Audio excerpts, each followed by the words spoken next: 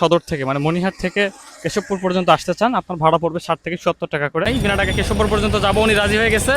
বাসে বসতেছি, বাস ছাড়লে আর কি ওখানে গিয়ে দেখা হচ্ছে। সতত হে নদ তুমি পড়ো মোর মনে, সতত তোমারই কথা ভাবিয়ে বিরলে। আমি যে কবিতাটা পাঠ করতেছিলাম এই কবিতার নাম হচ্ছে কপোতাক্ষ। আসসালামু আলাইকুম রহমতুল্লাহি বারাকাতুহু। বিনাটাকে বাংলাদেশ ভ্রমণে আপনাদেরকে স্বাগতম জানাচ্ছি। যে যেখান থেকে এই মুহূর্তে আমার ভিডিওটি এই মুহূর্তে দেখছেন, সবাইকে আন্তরিক শুভেচ্ছা। আমি কিন্তু এখন আছি যশোর সদরের যে মার্কাজ মসজিদ রয়েছে, এই মসজিদে। এটা হচ্ছে নিউ মার্কেট এলাকাতে। উচ্চ মাধ্যমিক শিক্ষা বোর্ড যশোরের পাশে হচ্ছে এই যে এই মার্কাজ মসজিদ। তো আমি আজকে রাতে এখানেই ছিলাম। যশোর যে কালেক্টর মসজিদ আছে ওইখানে আসলে যিনি খাদেম রয়েছেন উনি ওখানে কাজ চলতেছিল মসজিদে, যার কারণে থাকা সম্ভব হচ্ছিল না। পরে আমি 2-3টা মসজিদ খোঁজার পরে এখানে নিরাপদ বলে মনে করেছি, আর এখানে রাত্রি যাপন করেছিলাম। আর এখানে একজন ভাই আর কি আমাকে হেল্প করেছিল রাত্রে খাবার দাবারের ব্যাপারে। তো উনি সাহায্য করেছিল এবং রাত্রে থাকার ব্যাপারে যথেষ্ট পরিমাণে সাহায্য করেছে। আর এখান থেকে আমি আজকে যাব হচ্ছে মাইকেল মধুসূদন দত্তের বাসায়, যেটা হচ্ছে সম্ভবত কেশবপুর থানাতে। তো বিনা টাকায় আমি কিন্তু এখন আছি বাংলাদেশ ভ্রমণে। আমি আছি হচ্ছে এটা কোন জায়গা? এটা হচ্ছে যশোর যশোর মনিহারের সামনে। এখান থেকে কেশবপুরে যাওয়ার যে মাইশা বাস আর কি। তো বাসের যিনি ড্রাইভার আছে, ওস্তাদ আপনার নাম বলেন। আসসালামু আলাইকুম। নাম বলেন। আমার নাম মোহাম্মদ শামীম মোড়ল। শামীম মোড়ল ভাই, ওনাকে বলছে আমি টাকা নাই, বিনা টাকা কেশবপুর পর্যন্ত যাবো, উনি রাজি হয়ে গেছে। বাসে বসতেছি, বাস ছাড়লে আর কি ওখানে গিয়ে দেখা হচ্ছে। সম্মানিত দর্শকবিন্দু, আমি কিন্তু এখন কেশবপুর চলে আসছি, কেশবপুর যে থানা যশোরে। আর এখানে আসতে আমার সময় লাগছে 1 ঘন্টা।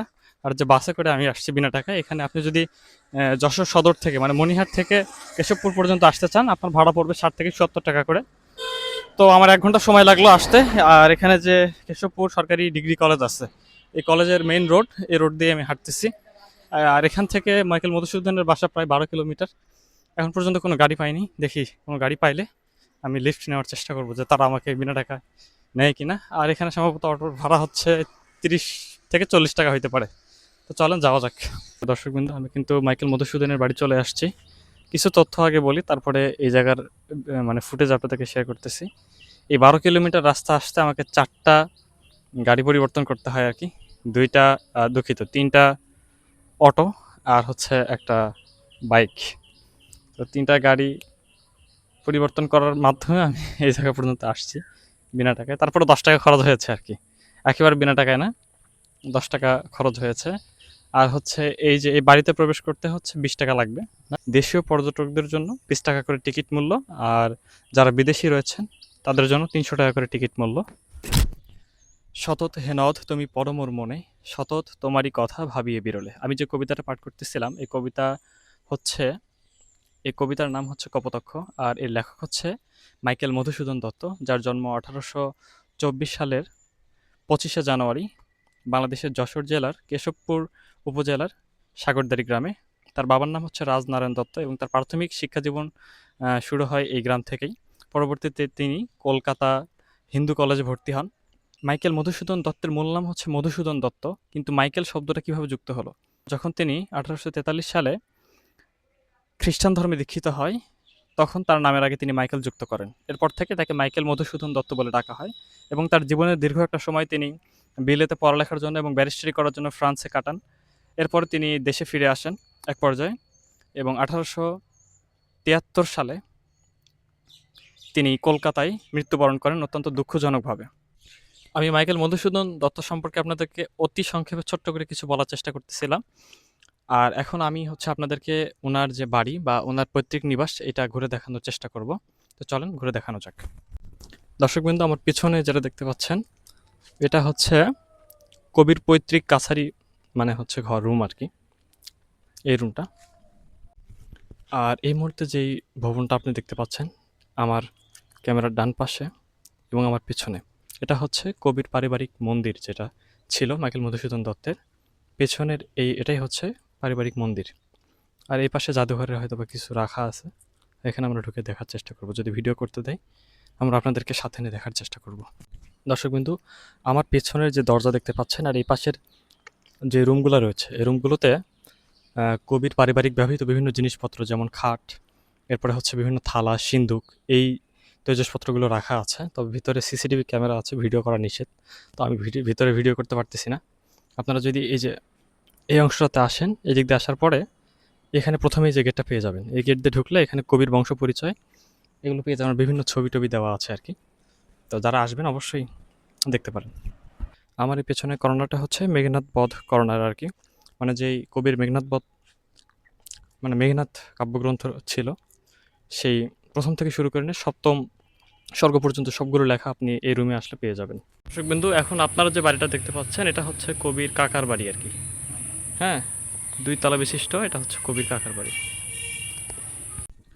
সম্মানিত দর্শক বিন্দু, আমি হচ্ছে সাগরদাড়ি থেকে এখন যশোর সদরের দিকে রওনা করেছি। ঘড়িতে এখন 11টা 50 বাজে।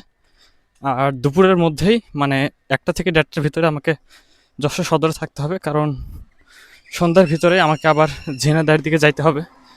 আজকে এই মাইকেল মধুসূদনের বাসায় হচ্ছে আমার শেষ স্পট, যশোরের শেষ ঘোরা জায়গা বলতে পারেন। এখান থেকে বিজ্ঞান ও প্রযুক্তি বিশ্ববিদ্যালয়ে আমার যাওয়ার অনেক ইচ্ছা ছিল, কিন্তু আসলে সময় সংকট, একটা জেলাতে এত সময় দেওয়া যাবে না। তো 1 থেকে 1.5 দিনের ভিতরে যতটুকু ঘোরা যায় আমি চেষ্টা করেছি ঘোরার জন্য। এখন দেখি সদরের দিকে যাই। আর এই রাস্তাগুলোতে গাড়ি ঘোড়া কম, মানুষজন চলাচল করে কম। আপনি এখানে খালি শুধু অটো এবং মোটরসাইকেল পাবেন, এছাড়া কোনো গাড়ি পাবেন না। আমি এখন হাঁটতেছি, দেখা যাক কোনো গাড়ি পাই কিনা। তো দুপুরের মধ্যে আমরা যশোর সদরে যাব, ওখান থেকে বাস ধরে ঝিনাইদহের উদ্দেশ্যে আর কি রওনা করবো ইনশাল্লাহ। যশোরের গ্রাম অঞ্চলগুলোতে আপনি আসলে জমিগুলো যেগুলো রয়েছে এগুলোতে প্রচুর পরিমাণে পাট চাষ হয়, জমির পর জমি পাট চাষ হয়। আর আপনি যদি বাংলাদেশের উত্তরবঙ্গে যান সেখানে দেখবেন ধান, আলু, হ্যাঁ এগুলো চাষ হয়। তবে এই যশোর ফরিদপুর এই এলাকাগুলোতে আর কি বেশি পাট উৎপাদন হয় আর কি, অনেক চাষ করা হয়। আর এদিকের বিখ্যাত খাবার হচ্ছে খেজুরের রস, যেটা শীতের সময় আসলে আপনি বিভিন্ন পিঠাপুলি পাশাপাশি খেজুরের রস, খেজুরের গুড় এইটা খাইতে পারবেন। এটাই মূলত খাবার এদিককার, মানে বেশি সমালোচিত আর কি, বা বেশি বিখ্যাত বলা যায় আর কি। দর্শকবিন্দু, বিনা টাকায় বাংলাদেশ ভ্রমণে কিন্তু আপনার প্রচণ্ড মানসিক শক্তি থাকতে হবে, পাশাপাশি শারীরিক শক্তি। তো শারীরিক শক্তি এবং মানসিক শক্তি দুইটাই থাকতে হবে, তাছাড়া আপনি ভ্রমণ করতে পারবেন না। মানে শুধু শারীরিক শক্তি আছে কিন্তু মানসিক শক্তি নাই, তাহলে আপনি এই ভ্রমণটা করতে পারবেন না। যদি একবার মানসিকভাবে ভেঙে পড়েন আপনি, যদি একবার মানসিকভাবে আপনি ভেঙে পড়েন তাহলে ভ্রমণ করে মজা পাবেন না, আর ভ্রমণ করতে পারবেন না, যেটা আমি উপলব্ধি করতে পারতেছি।